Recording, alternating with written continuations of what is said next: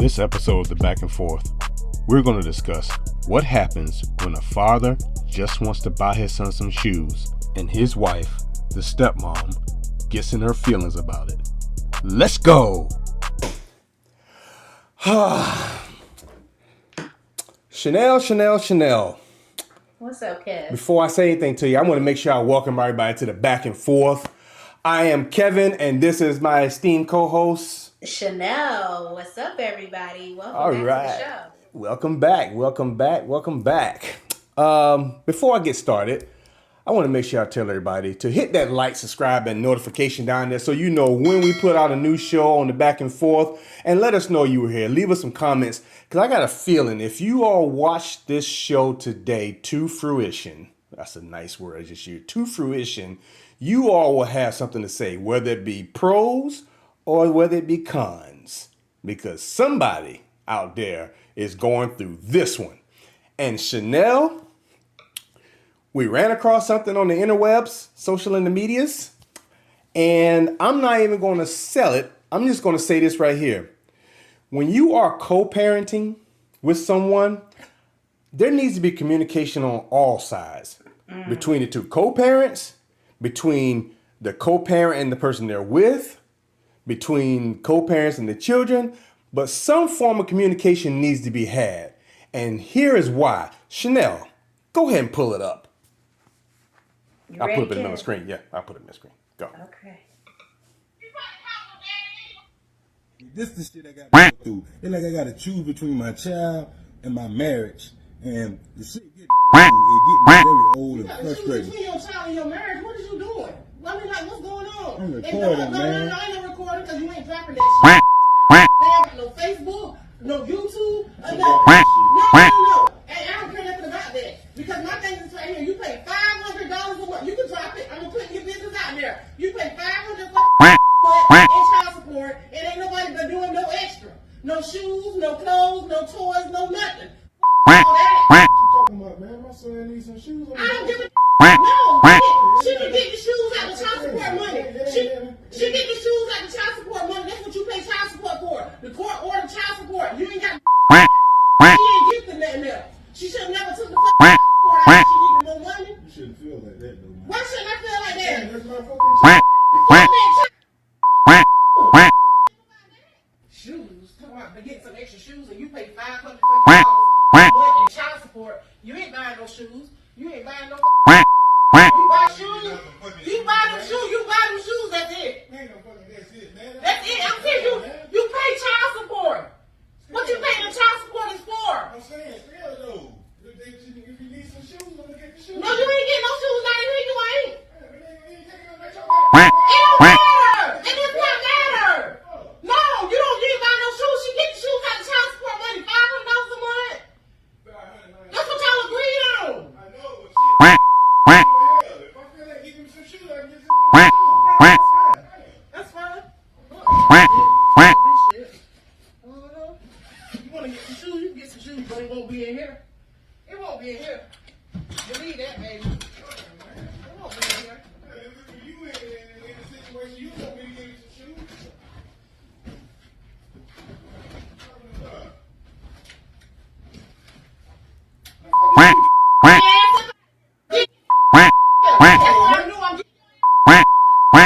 You want to buy some shoes? It won't be in here. I'm getting you up out of here.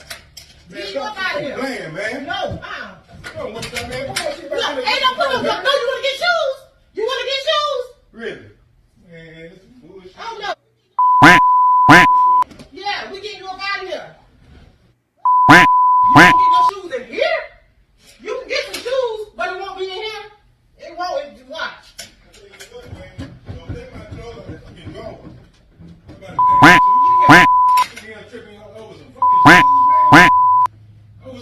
Yeah, that's right. You. You want to get shoes? You buy that big. Matter of fact, why her husband can't buy him no shoes? Then he fucking Responsibility. He married. If he married her, he take on him a child too.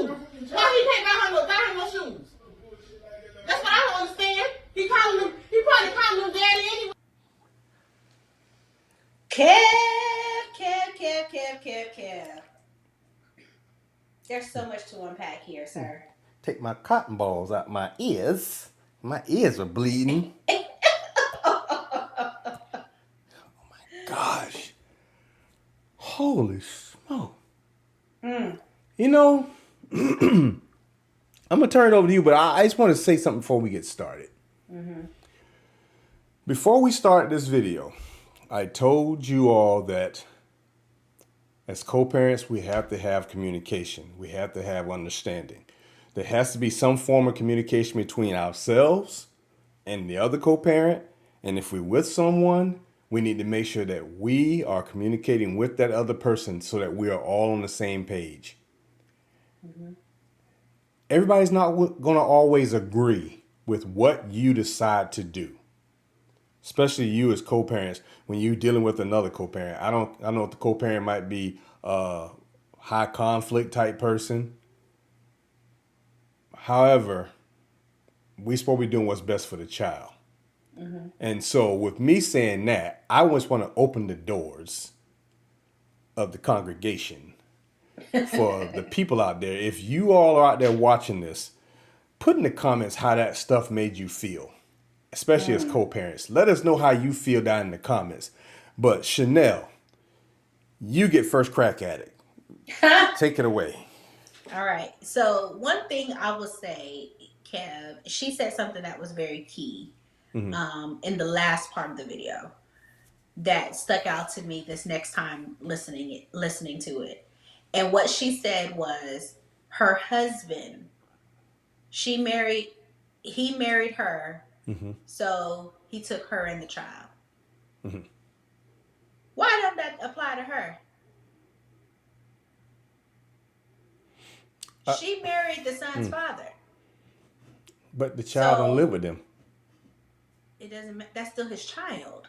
Clearly, this dad wants to do something extra for his child. He don't have to, but he wants to. Why he can't do something for his child? Is that a rhetorical That's my question? No. So go ahead, Kev. So here's the thing. Several points to be taken away from that. And so this is why the show is called The Back and Forth. Because there's nobody out there that's listening to this, that's looking at that video. There are going to probably be people on both sides that can understand both sides of this. And you can say who's right and who's wrong. However, here's the thing. Let's play both sides. I'll play one side, you play the other side, and I'll play another side, you play another side. So let's say he was dealing with someone who was a money grabber. In it for the money, using the child for the money. And you took the dad to court, and now he's got to pay the $500 a month for child support. The new wife, his wife, now probably don't like her because they probably had some kind of understanding. And so she wanted the money, and she got all the money she can get out of it was $500 based on his income. And so he's paying his $500 a month. So now the wife is pissed because he has to pay that money now, and probably going into their pockets when he probably was helping take care of the child all before and was no problem. But since she wanted money. And so now she's feeling some kind of way to the extent of you better not spend another penny on him. If she wants something, she better take it out of child support or she go get it herself. And like you asked, she's married. The other lady's married now. So how come the stepdad now is not taking care of the son? She has somewhat of a point there. When I got remarried, I took on all the kids as mine. I didn't want anything from the other fathers. I don't care because those were my dogs. We were raising them. I didn't need their money. And so she could be looking at it from that standpoint. The way she went about it may be a little shady. You're going to throw him out because he's about to go buy some shoes. So you about to throw him out the house because you caught up in your feelings. I'm going to say feelings today. You caught up in your feelings and emotions right now. And so Chanel, that's how I can look at it from her standpoint. What say you on that one? You know, Kev, I have to disagree because two things. First, he didn't say that. Oh, I gotta buy my son some shoes because my baby mama ain't buying the shoes. His point was he feels like he has to choose. He said, "I want to buy my son some shoes." That nobody said that the mom didn't want to buy him, the stepdad didn't want to buy him. Yeah. He just literally said, "I want to buy my son some shoes, and I feel Yeah. like I got to choose between my son and my wife." The second Yeah. thing she said in her rant was $500 of what y'all agreed to. Y'all, him and the mom agreed to him paying the $500. Yeah. She's still in her feelings, and here's what I'm just assessing from this. Kevin. Yeah. This woman is bitter because he has something with someone else that she doesn't have with him yet. And to see him take care of his child with somebody that's not her probably eats away at her because that's not something she shares with her husband. Now, here's the other piece to that, Kev. Her threatening to or trying to throw him out because of him being a good father, I think is over. It's out of line because you knew this man was a father before you married him. How he chooses to be a father, that's something y'all should have talked about. He's telling you how he's choosing to be a father. This is why this is called a back and forth. Go ahead, Ken. Have you ever thought about this one, Chanel? Because there's always another side to this. What if old boy done stepped out on his wife and had a baby by somebody else? And That's so a possibility. And so she's pissed at the whole situation. She shouldn't be there. No. Don't put that child. I understand that. I understand that. So I'm just trying to come at it from the mother side, from her side, or from the wife's side of it. Because when you were just talking just then, I started making notes, and I was like, huh? Oh, you can't see that. It's too white. It's too white. There it goes. So I said, huh?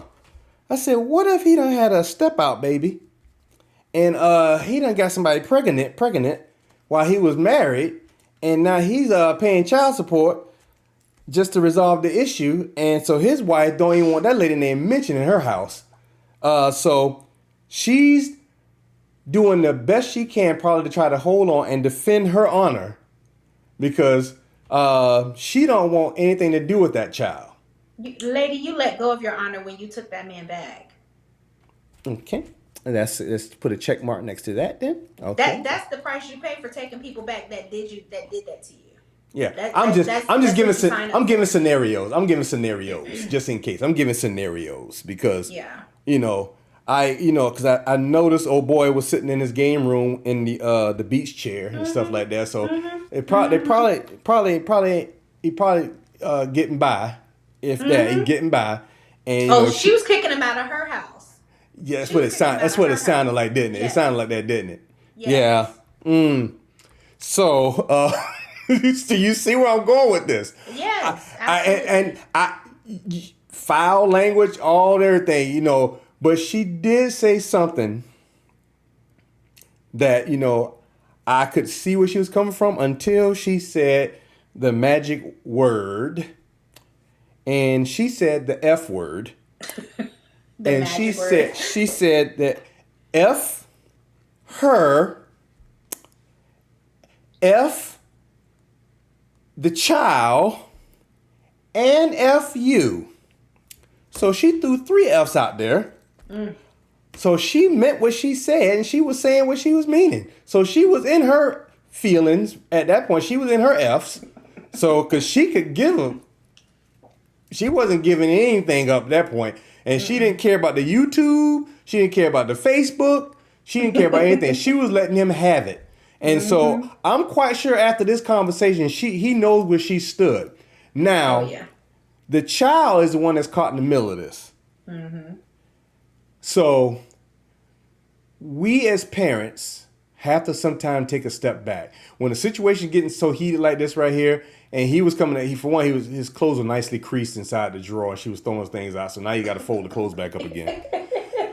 But he's got to go through all this stuff to clean his house up. Literally, he's got to clean up house because he's got some stuff he needs to take care of. Because I'm hoping that animosity is not being relayed onto the child.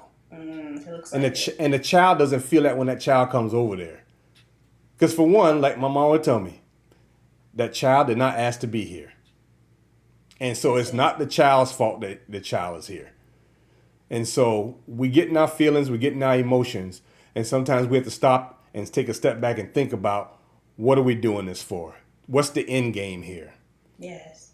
The child needs to be loved because I read a study today, and it was related to when children are exposed to different types of trauma, how it could be detrimental to their health, how it could form a case of like almost like PTSD. You can get hypertension from it. You can get all this stuff because they're living this stuff.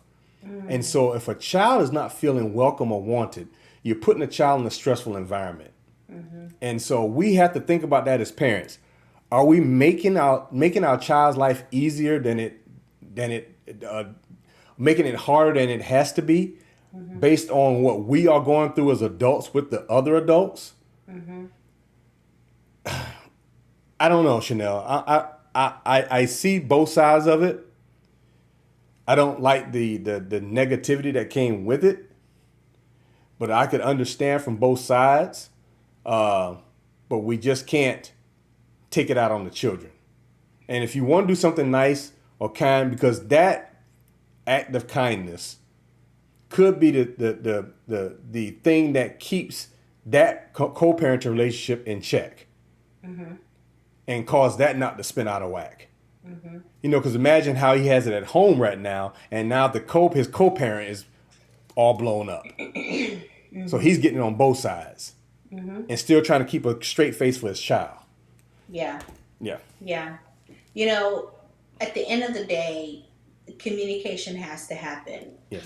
Before I was on a podcast the other day, and I was talking about how, doing your pre-work before you get in a relationship, a long-term relationship with someone when you already have kids. Yes. Because sometimes, just because someone else has kids and you think, oh, they have kids, so they're going to be a great mother to my kid or a great father to my kids. Not all the way true. Yeah. That's not always a guarantee. They may not even be a good mom or dad to their own kids. Let alone trying to get them to love your children as well. So we got to be very, very careful and watch out for some red flags that may have been coming up before you married this person. How do they feel about how you supporting your children? What do they think about long-term support? College, after child support is done, how much support do you provide to that child after high school? Things like that. That will give you some indication as to how invested they are or are not. You ask some long-term questions, and I know this is not a relationship show, Kev, but sometimes you find out a lot about people when you ask them about how they will handle someone that cannot do anything for them. Yeah. How do you deal with people that can do nothing else for you? People that can't pay you back. How do you feel about that? What do you do about that? Because that tells you a lot about a person. Yeah, that's because these these kids kids can't do nothing for you. Yeah. Yes, these kids can't do nothing for you. So now if this man is saying, I want to get my kids some shoes, maybe because he got good grades or he's getting ready to go into basketball and he wants him to have some basketball shoes. Fathers and sons, y'all have a whole different type of relationship. Yes. And you're stopping him from doing that for his kid for what? That doesn't mean he loves you less because he's loving on his son. I mean, Kev, you a guy. Tell me what's going on here. Oh, I'm glad you acknowledged that. So,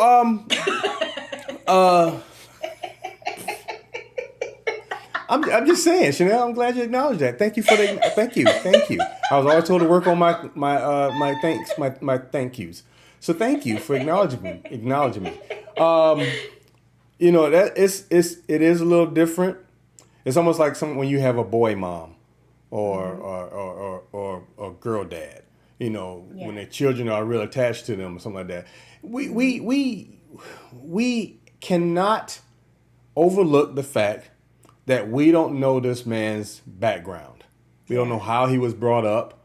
Maybe he was in a home where his father wasn't there, so he's trying to overcompensate, or he wants his son to have the things that he didn't have. Or maybe he grew up in a household where his father was there and he wants to emulate that because it worked for him, so he wants to do the same thing for his son. You see, so we have to be careful, Chanel. We have to be careful because you don't want to come off as the parent that the child does not want to come to. You know, she could be in a position where, you know, the young man's left at home with her. And he, you know, when that discernment kicks in, we can feel it. We know that something's not right here. And so what if the young man has a level of discernment where he knows he doesn't want to go anywhere where he's not welcome? And he expresses that to his mom or he expresses that to his dad. And so now that could ruin a relationship between the father and the son because he doesn't get to see his son as often. He can't bring his son home because his son doesn't want to come over there. And especially if he's older. You know what happens when children get older? They can make a decision, say, I don't want to go over to dad and mom's house no more. And we can take this to court. And the court's going to go with the child and say, well, the child doesn't feel comfortable over there. I wonder why. If this video ever was to surface when that child gets older, it'd be like, well, I don't want to go over there because she said, F me. You know what I'm saying? So why would I want to go someplace where I'm not wanted? You know, go where you're congratulated, not where you're tolerated. You know, so I'm saying, so we have to be careful with that. That relationship is something that you don't want to break up, especially with children. They're only young once, and they do remember how you treat them. And you don't want to be around an abusive relationship as adults or as children. Because if as a child you grew up in an abusive relationship and you grow those calluses to where things don't bother you, you become an adult, and those same things you might let happen to you because you've been so used to them, you're so numb to it, so you just don't even worry about it. And that's not healthy. And so I like to say, I know they said it's not a relationship show. However, it is a relationship show because it's about co-parents. It's about co-parents. And so we have to be careful. And, you know, like you say, ask those questions. Go through those questions and find out who's your mate. Who are you dealing with? And is this person going to be somebody you want around your children? You know, ask the questions. And what if my child boo-boo on themselves? And then, wait a minute, your child 12 years old. Well, I'm just saying. What you going to do? Right. He can't come to my house and boo-boo himself. But I'm just saying, though. But, you know, I'm saying, Chanel, we have to make sure, you know, we go on the show, we find different sides of the story and we bring a little levity to it. And we find a way to bring it with this one also. But at the end of the day, it should be about our children. Yes, as parents, we have to make sure we take care of ourselves. We're no good to anybody if we can't take care of ourselves. But it's about raising these children. And if you are a couple, or you are together, then that is an extra bonus for the child. I got a mom and a stepdad. And over here, I got a stepmom and a dad, or dad and step, whatever you want to call it. So I got two sets of parents. Double dose of love. Yes. You know? So I'm saying, so we have to remember that. Get out of our feelings. Deal with the facts. And the finances, those things have to come into place. So those are my 3 F's. She gave 3 F's. But my 3 F's are to get out of our feelings, deal with the facts, and let those finances take care of themselves. You know, have these conversations with one another. Whew, Chanel. Man, this was a good one. That was good. That was some good stuff, Kev. That was a good one. So, Chanel, You know how I end this thing. I always tell these people, wait, Chanel, you about to let me walk up out this door and no. not say anything. I want to tell the people, make sure you hit that like, subscribe, and notification button down there so y'all know when we put this content, because we keep hitting on these topics. And if you all come back and say, oh, that was fake, I don't care if it might have been a skit they put on, but guess what? Somebody out there is going through this. Somebody out there is going through it. And you might not want to tell nobody, but I'm hoping that whatever me and Chanel brought to the table today for you all to take part in, to take a look at and peruse through, that it helps you. It helps you to work on that relationship that you have with your co-parent or your spouse or your girlfriend, so that it's not rolling off and being a negative thing on your child. Absolutely. So Chanel, Absolutely. I'm going to tell the people to stay safe and be blessed. What you got for them? Go ahead and put God first. Put God first in everything you do when you're dating and even in your marriage. You don't want, like this young man said, be in the middle of choosing between your child and your marriage. That's a tough place to be in. So go to God for wisdom, and He got plenty of it to give you. So put Him first. That's all I got, Kev. All right, so you all make sure you use the right 3 F's. And don't be like her. We out.